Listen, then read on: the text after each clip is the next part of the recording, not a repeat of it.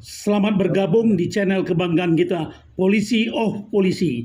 Melalui media ini, kita menyajikan tayangan berbagai informasi tentang polisi yang bersifat sensitif, namun dibahas secara objektif dan edukatif. Selamat menyaksikan. Assalamualaikum warahmatullahi wabarakatuh. Selamat sore para pemirsa, pecinta tayangan Polisi of Polisi, kebanggaan kita. Pada sore hari ini kita kedatangan tamu terhormat kita, Bapak Komisaris Jenderal Polisi Purnawirawan Dr. Andus Dr. Ito Sumardi.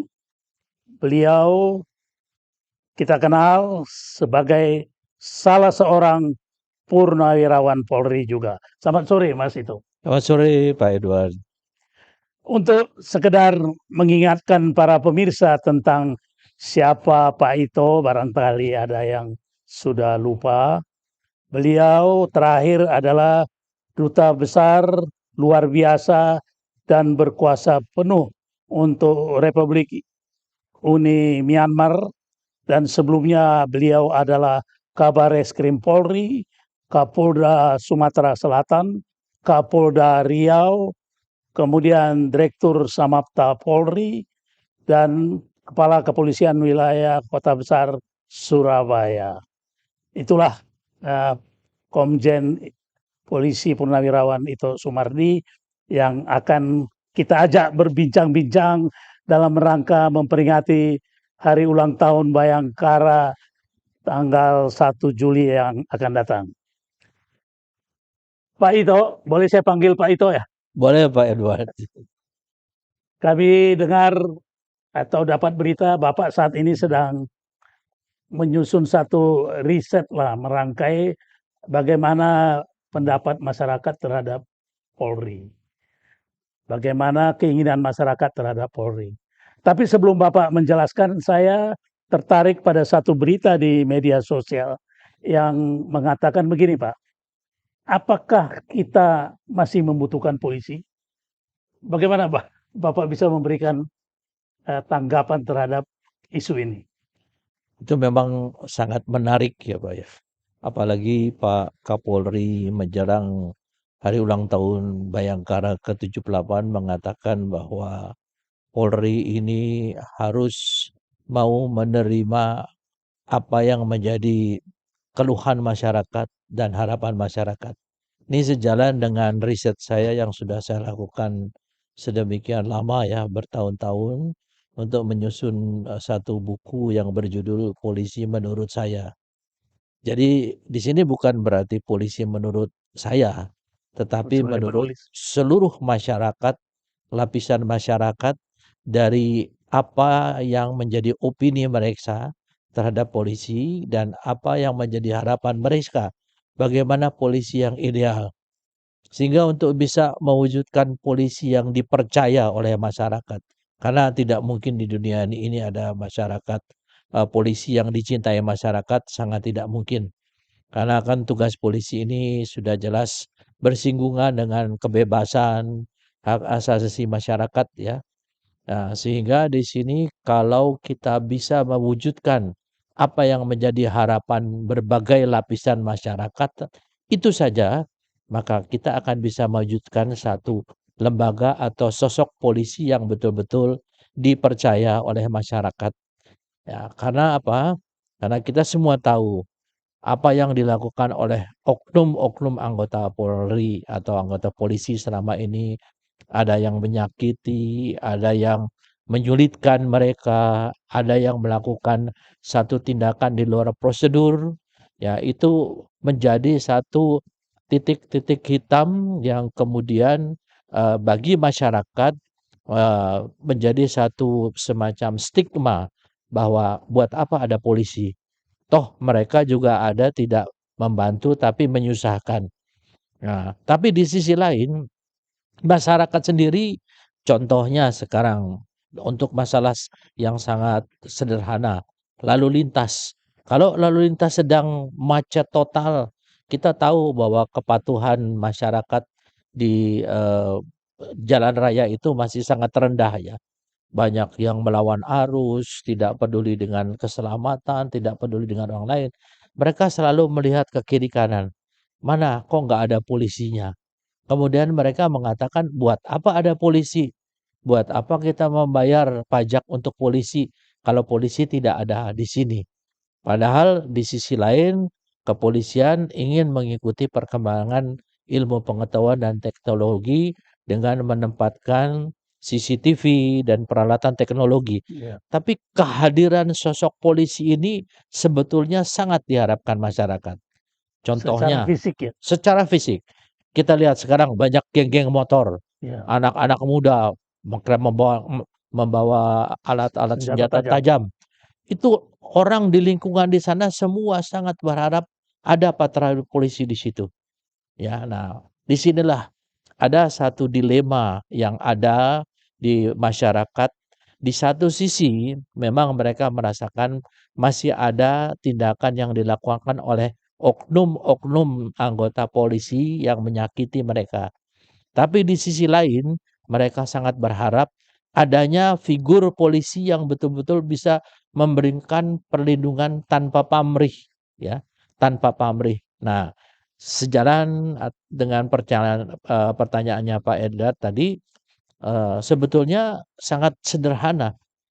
Kalau kita ingin Polri ke depan ini adalah betul-betul, bisa memenuhi harapan masyarakat dan menghilangkan stigma. Buat apa ada polisi? Iya. Apa polisi ini masih diperlukan? Kan cukup sekarang masyarakat mungkin pemirsa dicatat saja atau kirimkan saja apa yang menjadi permasalahan atau opini mereka tentang wajah Polri saat ini, dan apa yang menjadi harapan mereka.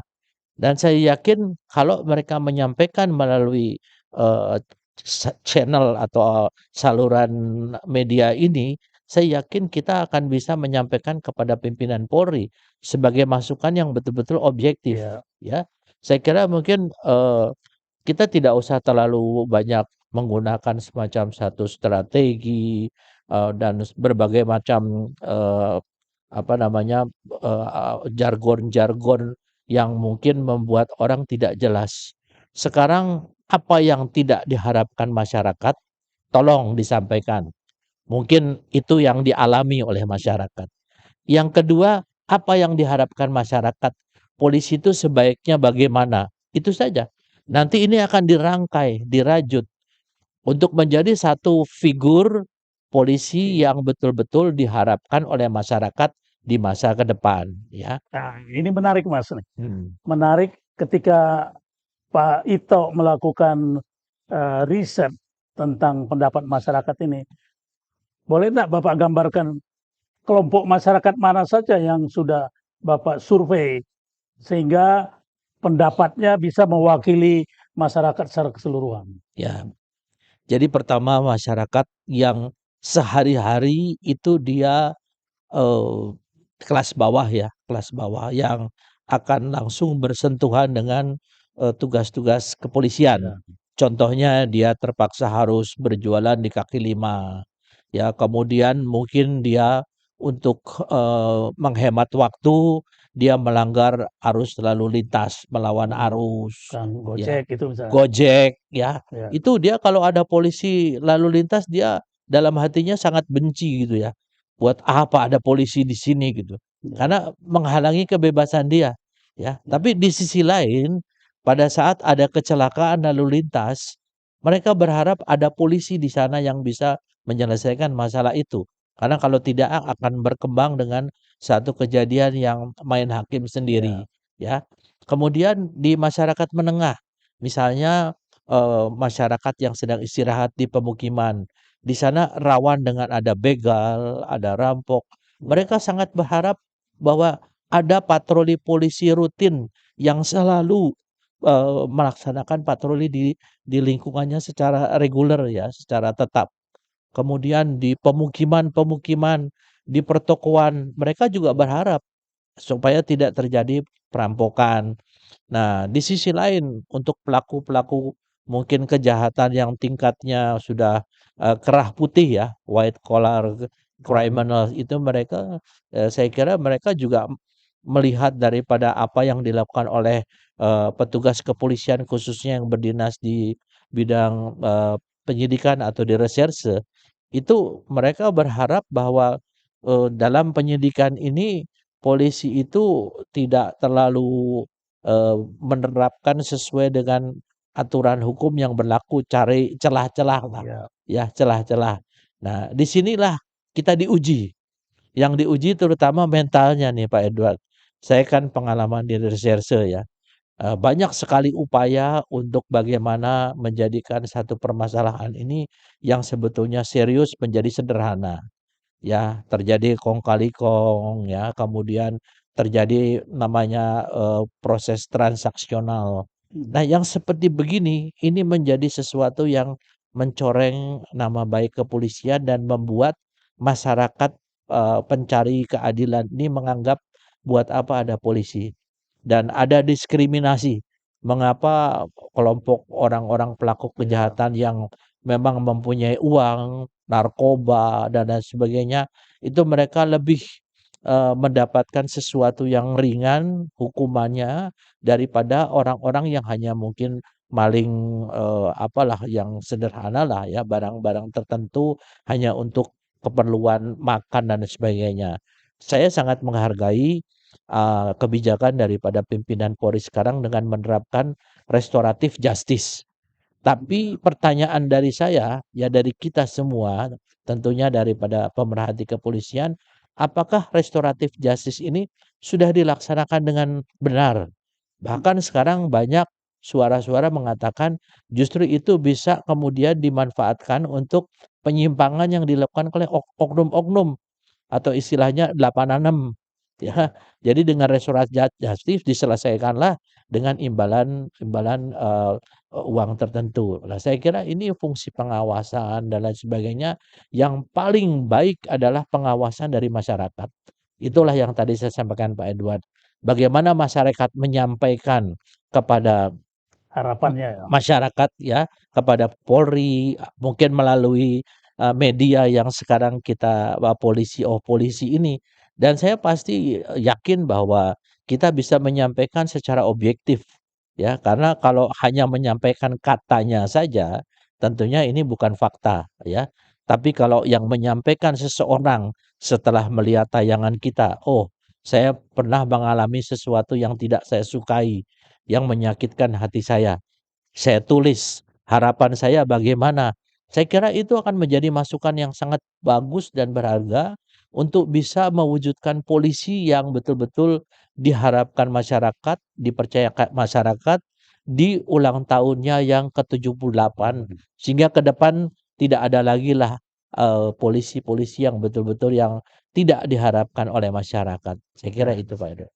Terima kasih Pak Ito. Jadi para pemirsa, Pak Ito sudah mensurvei semua lapisan masyarakat. Tapi bukan berarti Anda tidak bisa memberikan komentar. Silakan berikan tanggapan apa yang saudara harapkan tentang polisi ke depan dan kirimkan melalui channel ini.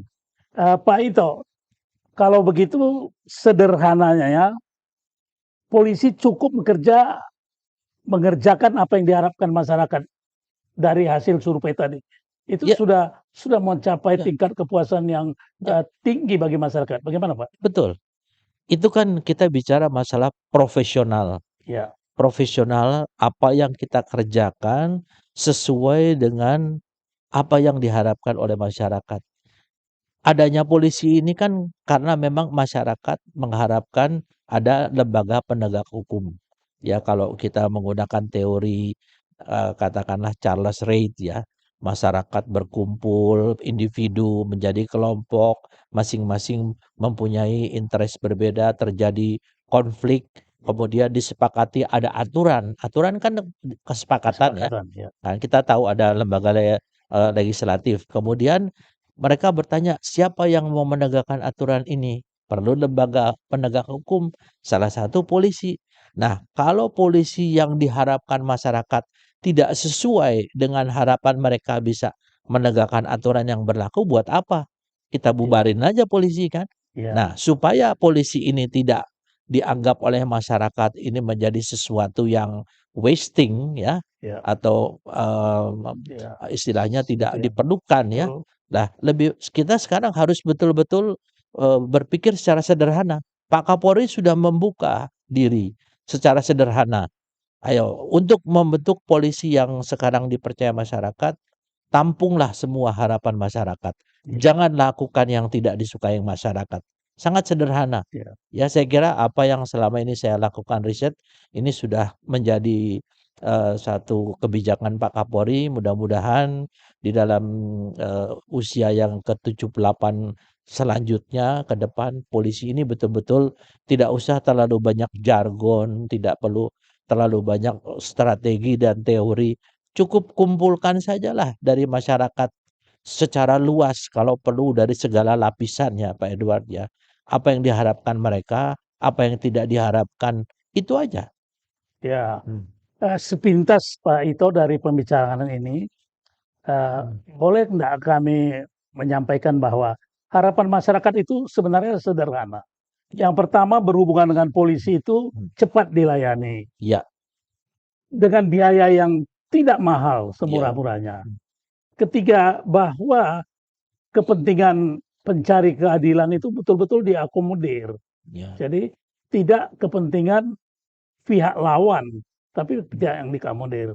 Kemudian berhadapan dengan polisi itu tidak terlalu banyak prosedur. Kira-kira Ya. begitu sederhananya Iya. keinginan masyarakat. Iya. Gimana, Pak? Sekarang kalau kita memaknai apa yang disampaikan Pak Kapolri tentang presisi, coba kan prediktif. Ya, Kita bisa memprediksi apa yang terjadi ke depan. Karena kan dinamika kehidupan masyarakat ini itu sama sejalan dengan perkembangan zaman, ilmu, pengetahuan, teknologi.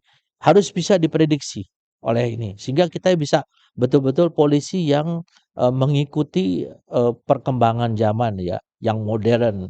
Kemudian kita transparansi. Kita harus objektif. Apa yang menjadi harapan masyarakat atau menjadi permasalahan, jelaskan kepada mereka. Jangan sampai mereka bertanya-tanya ya. Dan juga kita menggunakan teknologi supaya masyarakat juga bisa mendapatkan informasi, dapat memberikan masukan kepada kita. Di sisi lain untuk, kepolisian juga dengan keterbatasan sumber daya manusia yang dimiliki itu mereka bisa bekerja secara optimal. Karena zaman modern sekarang kan tidak bisa hanya mengandalkan manpower saja, sumber daya manusia saja Pak ya.